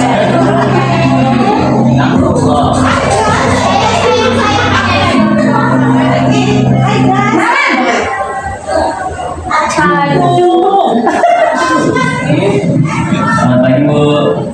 Wah, sudah jam berapa ini, nak? Iya, Bu. Habis ibu saya membangunkan saya, Bu. Kamu akan menyalahkan ibu kamu. Bu Cici. Kejam. Iya, Bu. Saya memang terlambat bangun tadi. Jadi biarpun saya lari kencang, tetap gak kesenja, Bu. Ya sudah sana, nanti lain kali larinya lebih kencang lagi ya, biar gak terlambat lagi. Bikin seneng ibu, demi ibu. Bisa? Bisa, Bu. Ya sudah sana masuk kelas, diberesin urusan absen kamu. Kamu ini ada saja. Posisi teman, guru berbicara dengan nada suara ramah, akrab, cenderung bersenda gurau untuk menjaga suasana tetap santai. Murid akan merasa senang, aman, dan akrab dengan guru. Identitas yang tercipta adalah identitas sukses atau berhasil. Namun, perlu diingat, karena ini masih dorongan eksternal, maka ada faktor ketergantungan dari murid kepada orang tertentu. Di sini, guru absennya, sehingga di lain waktu, murid bisa berperilaku baik, namun hanya kepada orang-orang tertentu saja.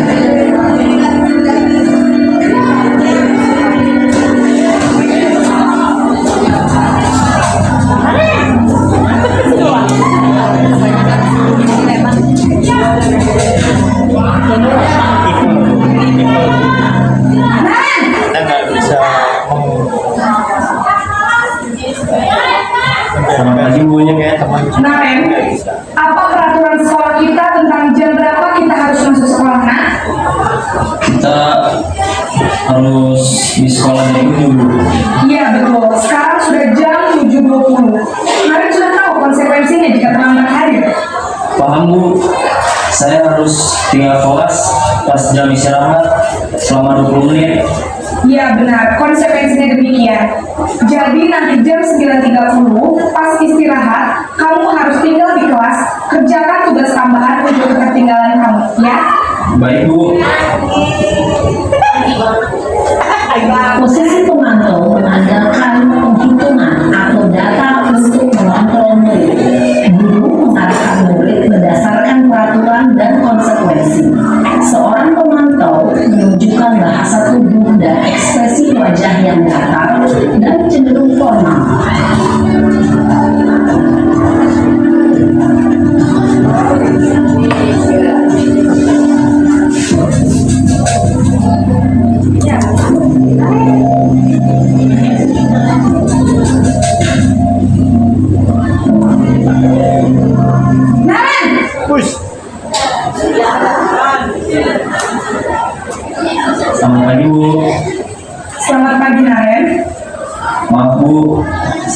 terlambat? Iya, sekolah masuknya jam 7, sekarang sudah jam 7.20.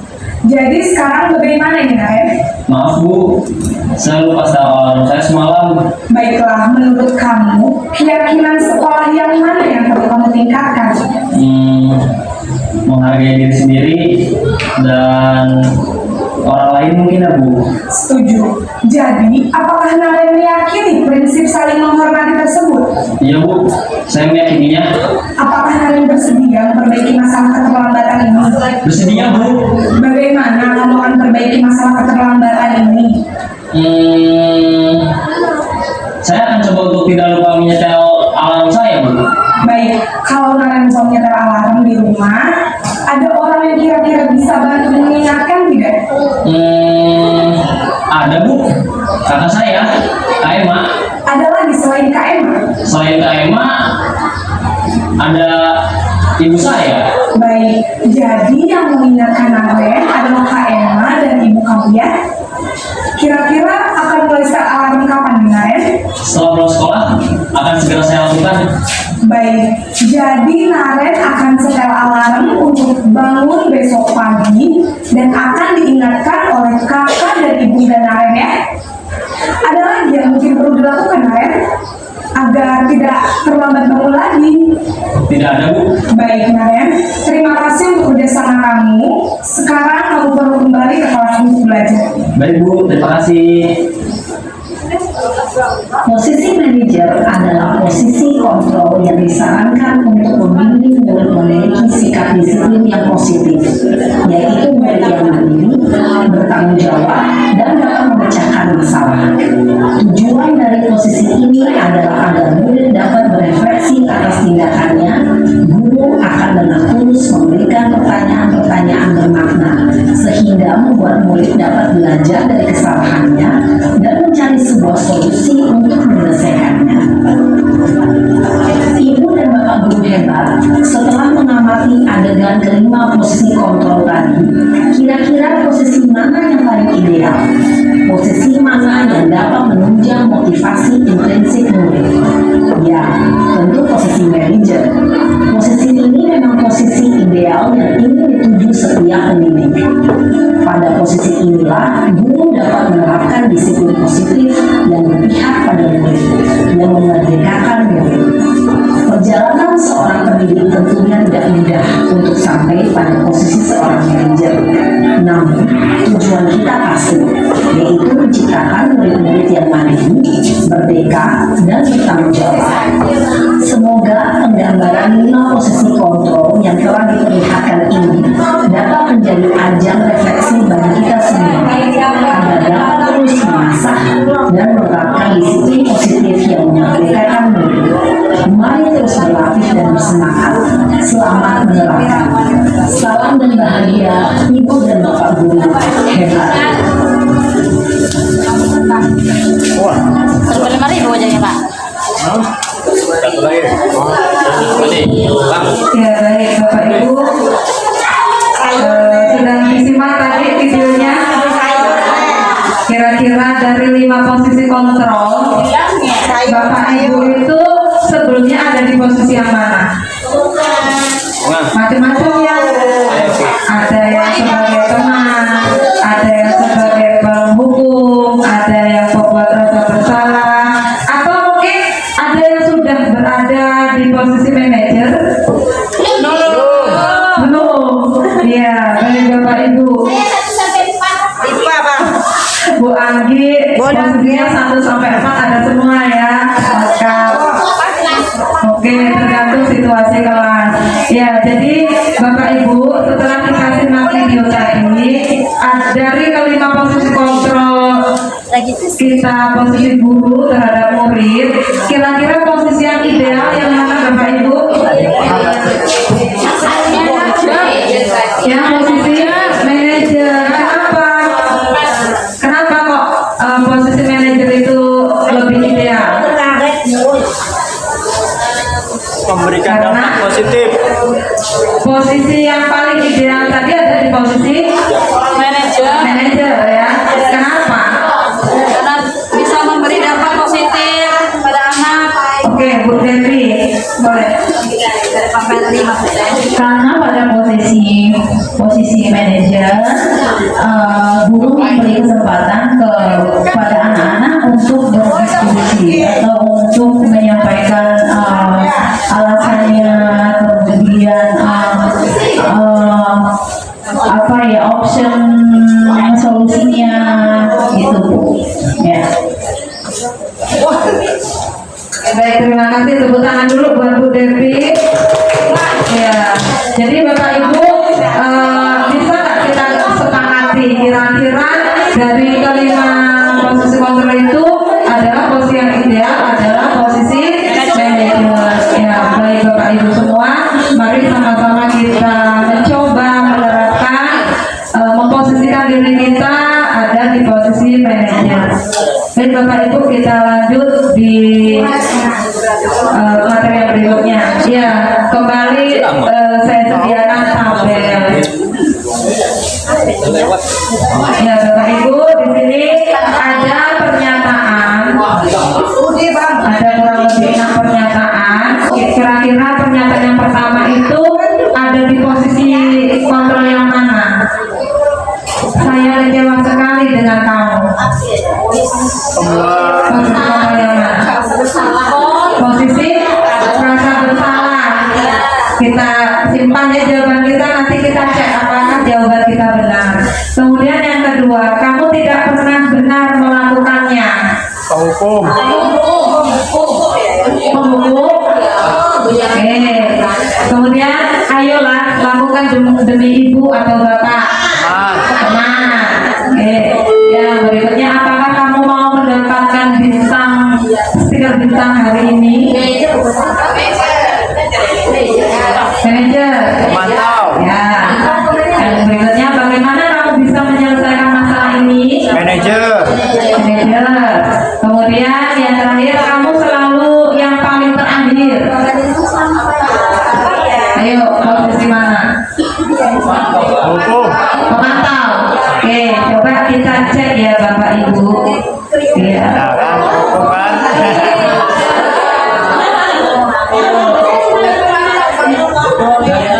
Ya, kira-kira betul berapa Bapak Ibu jawabannya? Iya, baik. Betul 3 dari 6 pernyataan dapat 50 Bu Betty.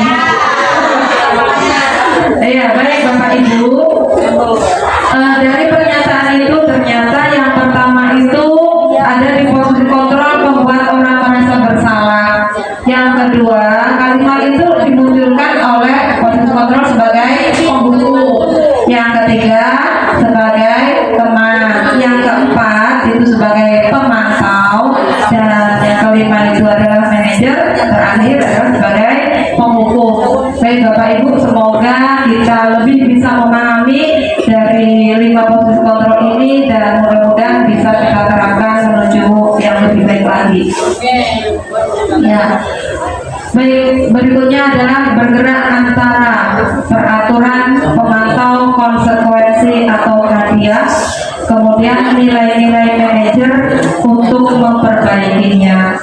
Ya Bapak Ibu, jadi untuk saya pribadi saja Bapak Ibu, saya masih dalam proses perlu adanya kolaborasi dengan kita semua dan juga tentunya dukungan dari Bapak Kepala Sekolah.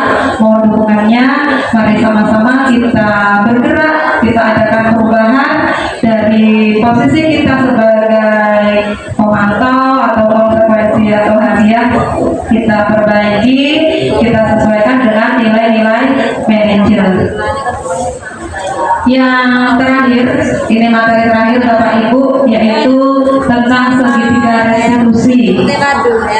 Padahal segitiga restitusi itu adalah merupakan proses menciptakan kondisi bagi murid untuk memperbaiki kesalahannya sehingga karakter mereka menjadi lebih kuat ketika mereka kembali kepada kelompoknya.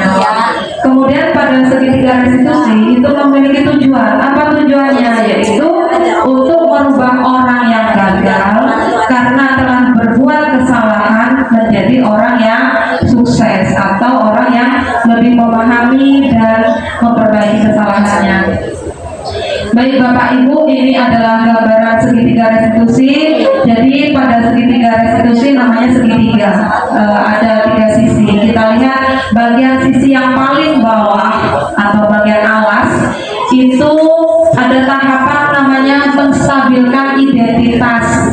Kemudian sisi yang sebelah kiri atau sisi miring sebelah kiri itu yaitu tahapan dengan validasi kebutuhan. Kemudian satu sisinya lagi yaitu menanyakan keyakinan.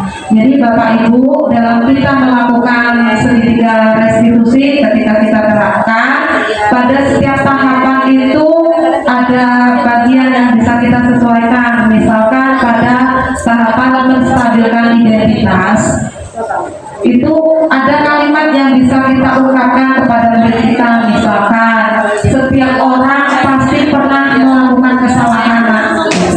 Kemudian kamu bukan satu-satunya orang yang pernah melakukan kesalahan ini, misalkan. Ya, jadi itu di bagian tahap menstabilkan identitas. Kemudian di tahap yang kedua yaitu validasi kebutuhan. Pada validasi kebutuhan ini apa yang bisa kita lakukan? Nah, di situ yang pertama kamu tentunya punya alasan mengapa melakukan itu. Nah, jadi kalimat itu bisa kita munculkan di tahapan yang kedua. Jadi kita menanyakan alasannya apa kamu melakukan itu. Atau bisa juga adakah cara yang lebih efektif untuk mendapatkan apa yang kamu butuhkan. Gitu. Artinya kita menggali informasi terhadap murid, menanyakan apa yang mendasari mereka berbuat seperti itu. Dan yang terakhir Bapak Ibu, di tahapan yang ketiga yaitu menanyakan keyakinan. Pada tahapan ini kalimat yang bisa dimunculkan yaitu kita bisa menanyakan kepada murid kita nilai-nilai apa yang telah kita sepakati gitu. Atau bisa juga kamu ingin menjadi orang yang seperti apa. Nah, jadi itu Bapak Ibu berkaitan dengan segitiga restitusi. Jadi ada 3 tahapan dan contoh kalimat penerapannya. Baik Bapak Ibu, untuk menstabilkan identitas, untuk membuat anak yang merasa gagal karena telah berbuat salah menjadi positif terhadap dirinya, ada kata yang bisa kita ucapkan di mana kita sebagai seorang guru. Yang pertama, misalkan berbuat salah itu hal yang manusiawi. Tidak ada manusia yang sempurna. Bapak Ibu juga pernah berbuat salah. Kita pasti bisa menyelesaikan permasalahan ini. Bapak Ibu tidak tertarik untuk mencari tahu siapa yang benar, siapa yang salah. Bapak Ibu lebih tertarik untuk menyelesaikan masalah. Kemudian kalau kamu menyalahkan dirimu sendiri secara terus-menerus, apakah kamu bersikap baik pada dirimu sendiri? Nah, itu contoh kalimat-kalimat yang bisa kita sampaikan pada tahap menstabilkan identitas. Kemudian pada tahap validasi tindakan, yaitu membantu murid mengenali basic need atau kebutuhan dasar yang ingin dipenuhinya ketika melakukan kesalahan itu. Pada dasarnya Bapak Ibu, setiap tindakan manusia itu pasti memiliki tujuannya, yaitu tujuannya untuk memenuhi kebutuhan dasar, apakah itu penguasaan, kebebasan, kasih sayang, dan rasa diterima, kesenangan, atau bertahan hidup. Jadi kalimat yang bisa kita ucapkan kepada murid diantaranya kamu bisa saja melakukan hal yang lebih buruk tapi kamu tidak melakukannya kan, atau kamu pasti punya alasan mengapa melakukannya. Kemudian apa yang penting bagi kamu. Kemudian kamu boleh tetap berusaha menjaga sikap itu, tapi tambahkan sikap yang lain yang baru. Kemudian bisa juga, maukah kamu belajar cara lain untuk mendapatkan yang kamu butuhkan tanpa harus memukul? Atau bisa juga terakhir, apakah kamu bisa melakukan dengan lebih baik besok lagi? Ya. Kemudian di tahapan yang ketiga atau yang terakhir yaitu menanyakan keyakinan. Bapak Ibu, pada tahapan ini anak melihat kesalahannya, ya. Kemudian dihubungkan dengan norma sosial atau nilai-nilai kebajikan yang mendasari manusia untuk berinteraksi dengan orang lain.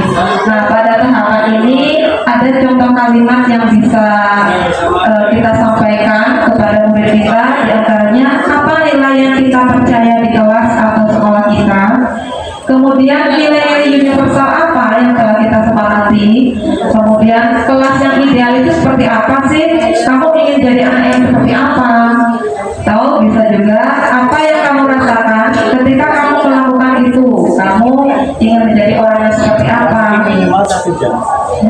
Jadi Bapak Ibu itu tentang segitiga restitusi.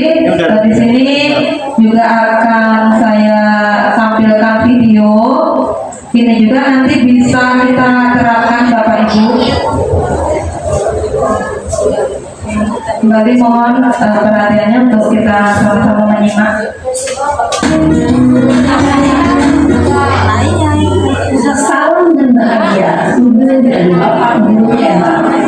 Pada video kali ini kita akan membahas tentang salah satu program disiplin positif yang diterapkan di lingkungan sekolah yang dikenal dengan nama restitusi.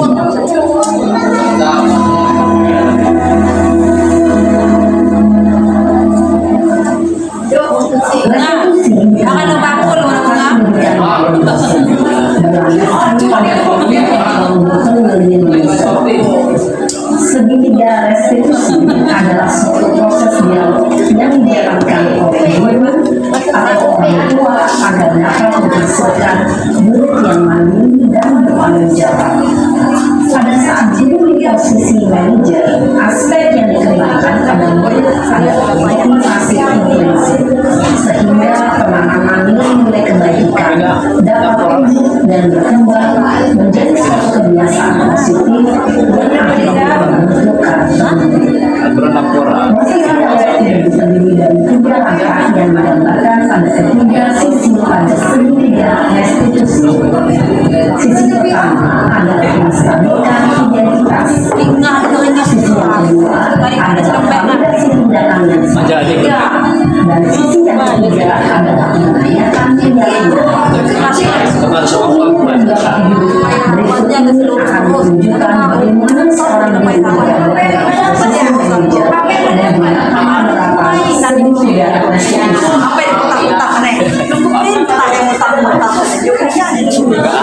Ini paham bagi dua dia ada pemerintah.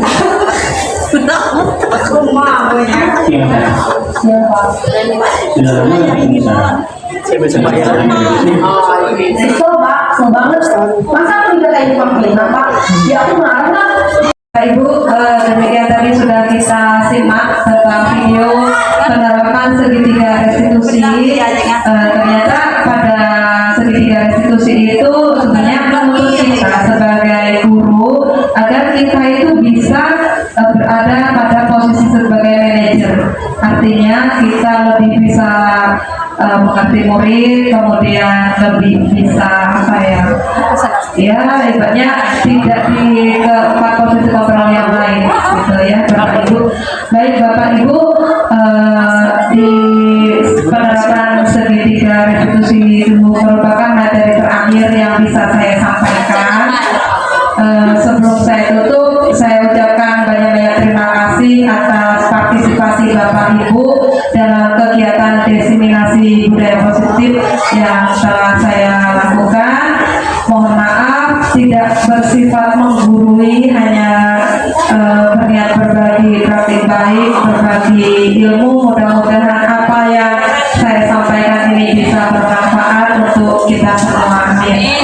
Itu aja Bapak Ibu, kurang dan lebihnya mohon maaf. Saya akhiri. Assalamualaikum warahmatullahi wabarakatuh.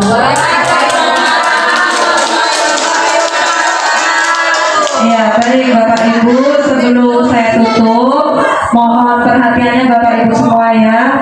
Di sini ada refleksi dan umpan balik, ada sekitar 6 pertanyaan. Saya mohon dengan hormat kepada Ibu Devi Yunita Magister Pendidikan untuk bisa mewakili salah satu rekan guru saya di SMP Negeri 15 Krui untuk menyampaikan refleksi dan umpan balik berkaitan dengan kegiatan diseminasi saya. Kepada beliau beliau dipersilakan. Apa yang mengubah paradigma saya yang saya dapatkan. Jadi hari ini saya mendapatkan banyak paradigma baru, terutama tentang posisi kontrol ya. Dari 5 posisi kontrol, memang menurut saya kelima-limanya itu tergantung situasi dan kondisi kita menerapkannya. Tapi alangkah lebih baiknya memang selalu posisi manajer yang sering kita posisikan ya. Kemudian yang kedua, perasaan apa yang muncul selama mengikuti sesi ini, khususnya mengenai makna disiplin dan motivasi intrinsik. Saya merasa tertarik sekali dengan materi hari ini. Banyak materi yang bahkan baru pertama kali saya dengar. Ada beberapa istilah yang bahkan baru saya tahu hari ini ya. Misalnya ada segitiga restitusi, ada teori kontrol ya. Itu 2 hal yang baru saya dengar dan saya pahami materinya hari ini. Jadi saya tertarik sekali. Saya rasa teman-teman juga sangat sama dengan saya tertarik dengan materi hari ini. Yang ketiga, peran amung itu apa ya? Kontrolnya, sebagai kontrolnya udah apa? Sebagai apa? Peran amung seperti apakah yang saya telah lakukan selama ini atau peran saya? Ya, pemantau, penghubung. Posisi kontrol. Selama ini limanya telah sering saya lakukan ya, menjadi penghukum sering, menjadi pencari kesalahan anak sering, jadi teman anak juga pernah, jadi pemantau juga pernah, jadi manajer juga sering saya lakukan. Jadi ya seperti jawaban saya pertama tadi, bahwa kelima-limanya ini memang perlu kita terapkan semua. Artinya walaupun penghukum itu negatif, tapi ada waktunya bahwa menjadi penghukum itu harus kita lakukan ya. Tergantung anaknya juga. Kalau anaknya yang memang kita tahu tidak bisa diajak dengan jadi teman, maka ya kita harus gunakan posisi kontrol yang lain. 4, saya akan menjadi among yang seperti apakah setelah mengikuti sesi ini, karena sudah mengetahui beberapa posisi kontrol yang bisa kita pilih ya, kemudian sudah mengetahui segitiga restitusi dalam menyelesaikan masalah. Jadi saya akan lebih banyak menggunakan posisi kontrol sebagai manajer dan akan berusaha mengikuti segitiga restitusi dalam menyelesaikan beberapa masalah yang agak besar. 5, bagaimana pendapat saya tentang isi materi dan cara penyampaiannya? Materinya menarik, materinya baru, banyak hal baru di dalam materi yang disampaikan Budia. Cara menyampaikannya juga bagus, Budia menguasai materi, kalimat-kalimat juga mudah kami pahami. Jadi saya rasa isi materi dan cara penyampaian Budia hari ini cukup memuaskan Pak. 6, saran saya untuk pemateri adalah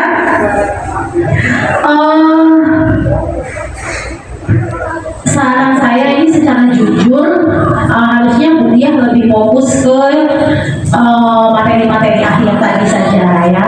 Jadi misalnya mulai dari posisi kontrol guru, kemudian segitiga restitusi ya. Di awal materi Budia dimulai dengan hal yang umum sekali ya. Jadi di awal tadi materinya sangat umum, sangat materi-materi yang memang dari zaman dahulu sudah kami terima dasar ya. Tapi ternyata di akhir malah lebih menarik, malah pentingnya di situ sudah di akhir sudah lelah, sudah ngantuk, akhirnya malah yang di akhir yang agak kurang energi Bu ya. Jadi saran saya lain kali Bu Dia yang mana fokusnya itu yang dari awal langsung langsung ke situ saja. Terima kasih. Itu refleksi dan umpan balik dari saya. Saya akhiri. Terima kasih. Besok pagi. Mudah-mudahan saran baiknya insya Allah ke depan bisa saya terapkan untuk kemajuan saya lebih baik lagi. Baik Bapak Ibu, berikutnya mohon berkenan kepada Bapak Dr. Andes Indaris Indrianta Magister Manajemen selaku Kepala Sekolah untuk menyampaikan refleksi ataupun tanggapannya tentang apa yang saya lakukan berkaitan dengan diseminasi budaya positif. Kepada beliau dipersilakan.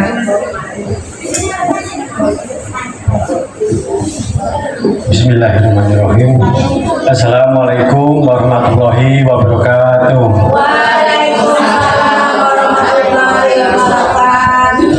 Saya nama Dr. Andes Indaris Indrianta, Magister Manajemen selaku Kepala SMP Negeri 15 Krui, Kabupaten Pesisir Barat. Dengan kegiatan diseminasi budaya positif yang disampaikan Ibu Diah Siswati, Sarjana Pendidikan pada hari ini, saya sebagai penanggung jawab atau Kepala SMP Negeri 15 Krui cukup terima kasih atas penyampaian materi diseminasi budaya positif, karena ini hanya mengulang kembali materi dulu waktu bahkan pada mata kuliah yaitu pertumbuhan perkembangan remaja. Saya kira di sana ada juga ya. Selanjutnya di waktu kita sebagai Bapak Ibu guru, kita diajak kembali untuk mengelola sebagai manajer ya, pengelolaan kelas atau anak-anak yang sekolah di SMP Negeri 15 Krui ini, supaya anak-anak kita tambah disiplin, yaitu jangan lupa kita terus respect ya, terus tanggap terhadap situasi, yaitu anak-anak yang melanggar tata tertib tadi disampaikan, yaitu jangan segan-segan memberi hukuman yang membangun ya. Contohnya anak terlambat sekolah ya, anak yang membuat tidak kondusif di kelas, diberi hukuman yang positif ya. Ini tadi contoh-contohnya, mengingatkan kembali kepada Bapak Ibu guru ya, mohon terus dilaksanakan mengenai hukuman ya, karena dengan hukuman ini anak-anak nanti timbul kedisiplinannya. Selanjutnya juga mengenai reward hadiah, saya kira saya sebagai kepala sekolah terus memberi motivasi kepada Bapak Ibu guru, siswa-siswa kita. Setiap pada pembagian rapor ya, saya terus memberi reward kepada Bapak Ibu guru dan anak-anak semua yang mengharumkan nama baik SMP Negeri 15 Krui. Ini yang bisa saya sampaikan. Jadi Bapak Ibu guru bisa membuat reward juga di kelas-kelas yang diajar ya. Anak-anak yang mempunyai prestasi jangan segan-segan memberi hadiah. Jadi ada seimbangan antara hukuman dan hadiah. Mungkin itu yang bisa saya sampaikan. Terima kasih kepada Ibu Diah Siswati, Sarjana Pendidikan, yang sudah menyampaikan materi diseminasi budaya positif ya. Ibu sebagai calon guru penggerak angkatan 10 diteruskan, dilanjutkan mengenai praktek baiknya untuk teman-teman kita di SMP Negeri 15 Krui. Demikian, saya sungguh antusias mengikuti juga pada ibu-ibu guru, bapak ibu guru juga sungguh-sungguh materi yang menggugah kembali untuk dilaksanakan di kegiatan Bapak Ibu mengajar, mengelola anak-anak didik kita. Demikian dari kami. Wassalamualaikum warahmatullahi wabarakatuh.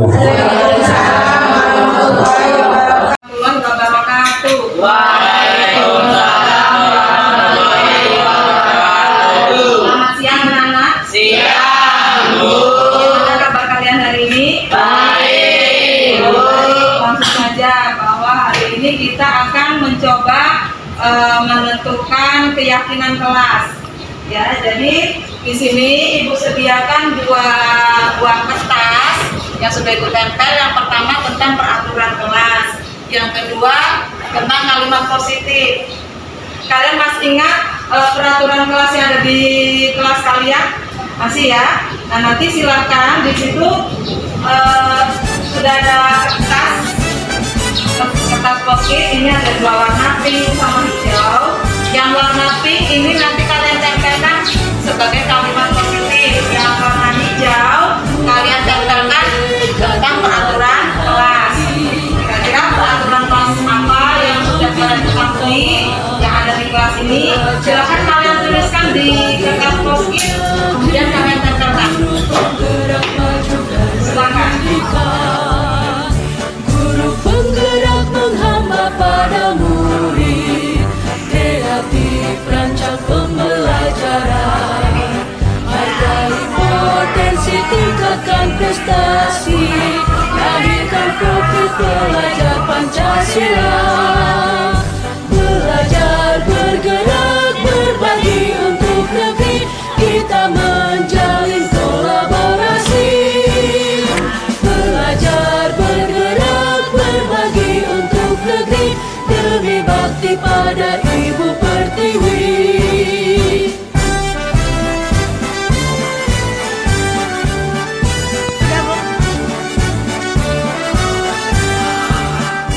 Bulatkan tekad, kuatkan hati, negeri ini memanggilmu kawan. Belajar, bergerak, berbagi untuk negeri, guru penggerak majukan pendidikan. Guru penggerak menghamba pada murid, kreatif. Baik anak-anak, sudah selesai tulisnya? Kalau sudah, boleh kalian silakan tempelkan sesuai warna kertas kalian. Pancasila. Belajar, bergerak, berbagi untuk negeri, kita menjalin kolaborasi. Belajar, bergerak, berbagi untuk negeri, demi bakti pada Ibu Pertiwi. Belajar, kita menjalin kolaborasi.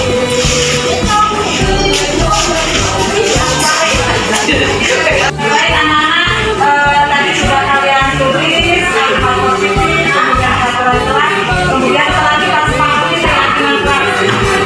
Apa aja keyakinan kelas yang kita bentuk? Yang pertama, saling menghargai. Yang kedua, saling menghargai. Dan disiplin waktu. Menjaga kebersihan. Nanti ada 4 keyakinan kelas yang kita sepakati ya. Gitu saja. Terima kasih atas partisipasi kalian. Mudah-mudahan keyakinan kelas ini bisa kita laksanakan dengan baik. Begitu saja. Kurang dan lebihnya Ibu mohon maaf. Ibu Alida, assalamualaikum warahmatullahi wabarakatuh.